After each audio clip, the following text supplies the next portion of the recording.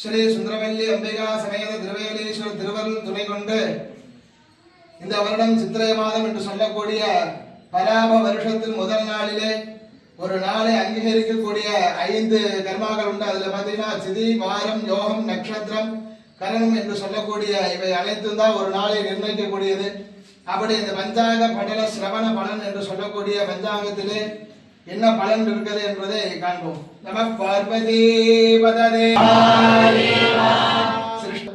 பராப வருஷத்தில் வருஷ முன்பகுதியில் மழை குறைந்த அளவு பெய்யும், பின்பகுதியில் மிகுந்த மழை பெய்யும். பசுக்கள் செழிப்பாக வளர்க்கப்பட்டு பால்வளம் அதிகமாகும். அனைத்து மக்களும் செழிப்புடன் வாழ்வார்கள். நாட்டு மக்கள் நோயின்றி சிறப்பாக வாழ்வார்கள். பராப வருஷ நவ நாயர்களும் பலனும். ராஜா குரு ஆன்மீகம் தலைக்கும். வங்கி நிதி நெறிமுறைகள் சிறப்பாக இருக்கும். மந்திரி செவ்வாய். தீ விபத்துகள் ஏற்படும். சில இடங்களில் மழை குறைவாக பெய்யும். அர்க்காதிபதி சந்திரன். நல்ல மழை பொழிந்து விளைச்சல் அதிகரிக்கும். விலைவாசிகள் குறையும். ராசியாதிபதி சுக்கிரன். புஷ்பங்கள் அதிகமாக விளையும். வாசனை வஸ்துக்கள் அதிகரிக்கும். சேனாதிபதி சந்திரன். பெண்கள் பல துறைகளிலும் ஆதிக்கம் செலுத்துவார்கள். மக்கள் சுகமாக வாழ்வார்கள். ரசாதிபதி சூரியன். நூதனமான எண்ணெய் உற்பத்தி அதிகமாவதால் விலை குறையும். தானியாதிபதி புதன்.